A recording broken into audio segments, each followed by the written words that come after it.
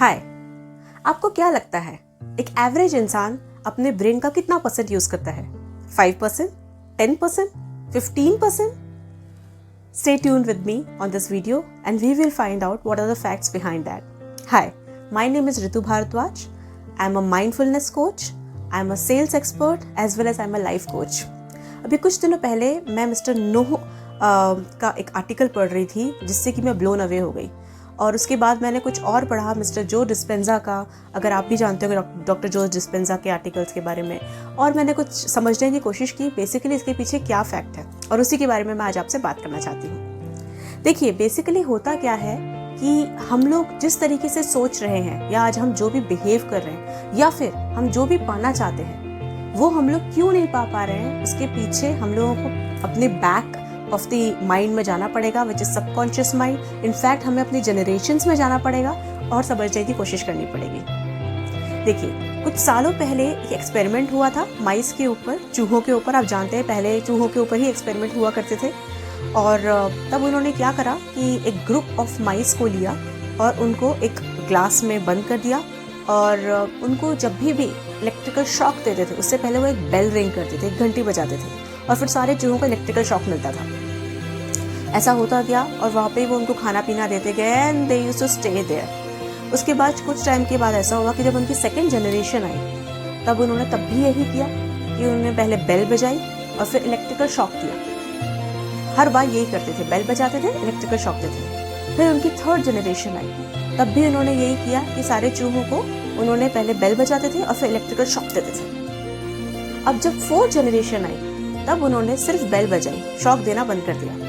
पर हुआ क्या, जैसे ही बेल बजती थी वो सारे के सारे चूहे कांप उठते थे बुरी तरीके से, जैसे कि वो मरने वाले हों, जैसे कि उन्हें बहुत ज़्यादा तकलीफ होने वाली हो। अब ये सब क्या है? ये हमारा बेसिकली जनरेशन टू जनरेशन जो हमारी मेमोरी प्रिंट हो गई है हमारे डीएनए में, वो ही है। और यही हमारे साथ होता है कि हमारी मेमोरी जो है वो प्रिंट हो जाती है, और यही हम लोग जैसा भी बिहेव कर रहे हैं वो हमारी प्रीवियस जनरेशन्स की थिंकिंग की वजह से भी है आज हम जो भी हैं।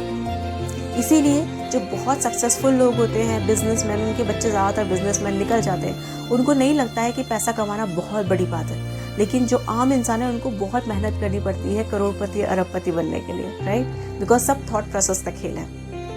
अगर हम ये सोचें कि सब कुछ प्रीवियस जनरेशन का ही है तो क्या आज के सबकॉन्शियस माइंड में हम काम करें उसका कुछ रोल है कि नहीं? तो इसके पीछे भी काफ़ी स्टडी हुई है और ये कहा गया है कि बेसिकली 6 साल तक जब कोई बच्चा होता है ना तब तक उसका कॉन्शियस माइंड काफ़ी ज़्यादा एक्टिव होता है, और सब कॉन्शियस माइंड में वो चीज़ें स्टोर कर रहा होता है। वो सब बिहेवियर नोट कर रहा होता है, कैसे हमारे बड़े बात कर रहे हैं, किस चीज़ को लेकर वो खुश होते हैं, किस चीज़ को लेकर वो रिएक्ट करते हैं। तभी वो सीखता है कि कैसे मुझे अपने आप को प्रोटेक्ट करना है, हाथ पकड़ के चलना है, या फिर मुझे कैसे उनकी बात माननी है, अपने पेरेंट्स की बातें क्यों सुननी है। They can save me, what ever it is, he will save it in his subconscious mind, या एंड इसी की वजह से वही जो थॉट प्रोसेस है वो बड़े होकर उसके सबकॉन्शियस माइंड में स्टोर हो जाता है। अब सबकॉन्शियस माइंड में स्टोर हो गया तो फिर इसका नुकसान या फ़ायदा क्या है? देखा जाए तो मिस्टर जो डिस्पेंजा ये कहते हैं कि 95% हमारा सबकॉन्शियस माइंड काम करता है, ओनली 5% कॉन्शियस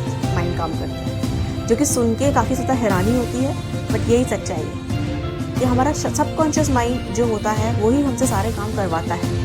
और जो हमारा कॉन्शियस माइंड है ना वो बेसिकली प्रेजेंट मोमेंट में जीने की कोशिश कर रहा होता है। उसको लगता है हम अभी जी रहे हैं, अभी जो है ये मेरी करंट लाइफ है। बट जो हमारा सबकॉन्शियस ब्रेन करवा रहा है हम वैसे ही बिहेव करते हैं। तो अब उसकी वजह से होता क्या है, कई बार इसीलिए हम लोग रेजोल्यूशंस लेते हैं, न्यू ईयर रेजोल्यूशंस, या कि हम लोग अब से हम 20 पेज एक किताब के रोज़ पढ़ेंगे, पर एक दिन, 2 दिन, 3 दिन तो ऐसा होता है कि हम झक मार के कुछ भी हो जाए, हमें थकान भी हो रही हो फिर भी हम बुक पढ़ के सोते हैं। पर चौथे दिन से क्या होता है, हम अपनी बुक पढ़ना बंद कर देते हैं, क्योंकि हमारा सबकॉन्शियस माइंड एक टाइम के बाद थक जाता है। फिर वो कितना लड़ेगा ना, उसको लगेगा कि नहीं हो पा रहा है मुझसे, क्योंकि सबकॉन्शियस माइंड में बिलीफ है कि तुम्हारे बस की नहीं है ये किताब पढ़ना, बहुत मुश्किल होता है, कितनी बड़ी किताब है।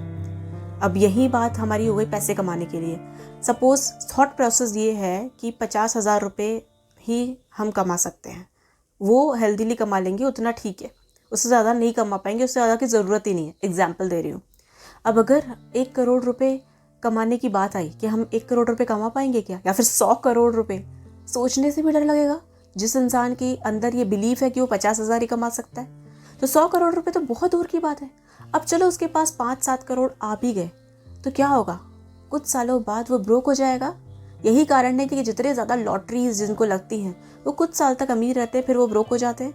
इनफैक्ट आपको तो एग्जाम्पल्स पता ही हैं, मैं नाम नहीं लूँगी, पर ऐसे बहुत सारे हैं जो हमारे लाइव शोज़ होते हैं, डेली कॉन्टेस्ट होते हैं, उनमें वो विनर्स होते हैं, करोड़पति 5 करोड़पति बनते हैं एंड देन वो ब्रोक हो जाते हैं, क्योंकि उनके सबकॉन्शियस माइंड की प्रोग्रामिंग ही ये हुई है कि वो इससे ज़्यादा पैसे नहीं संभाल पाएंगे। वो अननेसेसरी गलत तरीके से खर्च कर देते हैं। गलत ना भी हो तो भी वो संभाल नहीं पाते, मैनेजमेंट नहीं कर पाते उस पैसे का, क्योंकि प्रोग्रामिंग वैसी नहीं हुई है, राइट? तो कितनी सारी चीज़ें हैं हम अपने आम जिंदगी में देख सकते हैं, जहां हम जो सोचते हैं, फॉर एग्जाम्पल हमने सोचा कि हम सिर्फ सात्विक खाना खाएंगे, क्योंकि अच्छा खाना अच्छे विचार, ऐसा कहा जाता है ना, and we are only eating clean food. जैसे कि अब्रॉड में भी कहा गया कि वीगन फूड खाते हैं, क्लीन फूड से क्या होगा, हमारा थॉट, हमारा माइंड एकदम क्लीन हो जाएगा। बहुत ज़्यादा ये आजकल बहुत कॉन्शियसनेस आ गई है इसके बारे में। अब होता क्या है, जिसने हमेशा से फास्ट फूड खाया है, नॉनवेज खाया है, वो एक दिन क्लीन फूड खाएगा, सुबह भी प्रॉपर उसने मॉर्निंग ड्रिंक ली, प्रॉपर क्लीन फूड खाया, आफ्टरनून में भी अच्छे से बहुत हेल्दी है, खुश हो रहा है, एनर्जेटिक है, क्लीन फूड खाया, इवनिंग में भी। रात होते होते क्यों ऐसा होता है कि मोस्ट ऑफ द टाइम हमारा जो फूड हैबिट्स हैं पुरानी वाली वो वापस आ जाती हैं और हम झक मारते हैं फास्ट फूड या अच्छा अपनी फेवरेट खाना ऑर्डर कर देते हैं, क्योंकि हमारा कॉन्शियस माइंड थक जाता है। उसको लगता है अब कितनी देर लड़ूं अपने आप से, इससे ज़्यादा नहीं हो पाएगा। और जो सब कॉन्शियस माइंड है वो एकदम से हावी हो जाता है, वो बोलता है अरे ये सब चीज़ें तुम नहीं कर पाओगे। अब सोचो अगर उल्टा हो तो, अगर हमारे सबकॉन्शियस माइंड में ही हो कि सात्विक खाना ही ज़रूरी है, हमें इतने सारे खाने की ज़रूरत नहीं है, हम जो ये खा रहे हैं नॉनवेज या किसी का नुकसान करके किसी को मार के हम खा रहे हैं, तो इससे हम अपने थॉट्स अच्छे नहीं कर रहे हैं, हमारे अंदर ये पूरी प्रोग्रामिंग हो रखी है अगर, then what will happen that हम लोग सबकॉन्शियसली ही इस चीज़ को अटेम्प्ट करेंगे। अगर हमारे सबकॉन्शियस माइंड में प्रोग्रामिंग हो रखी है, हमारे जनरेशन्स ने बहुत सारी किताबें पढ़ी हुई हैं और हमने भी बचपन से देखा है कि हमारे पेरेंट्स बहुत किताबें पढ़ते थे, तो क्या होगा ना, हमारे माइंड में भी ये प्रोग्रामिंग हो जाएगी कि बुक्स पढ़ना तो ये हमारे पार्ट ऑफ लाइफ है, बुक्स तो पढ़नी ही चाहिए एवरीडे, राइट? तो हम लोग अपने सबकॉन्शियस माइंड के एक तरीके से अधीन है, कहना चाहिए ये। अब सवाल ये उठता है कि क्या हम अपने सबकॉन्शियस माइंड को रीप्रोग्राम कर सकते हैं? बिल्कुल कर सकते हैं। हमें एवरीडे कॉन्शियसली काम करना पड़ेगा, उसी को तो माइंडफुलनेस कहते हैं, और उसी को हम लोग न्यूरो लिंग्वल प्रोग्रामिंग में NLP में सीखते हैं, जहाँ पे हम लोग अपने थॉट्स पर पूरा कंट्रोल बिठा लेते हैं। इनफैक्ट अपनी लाइफ पे, अपनी डेस्टिनी पे कंट्रोल बिठा लेते हैं। कैसे? अपनी प्रोग्रामिंग करके।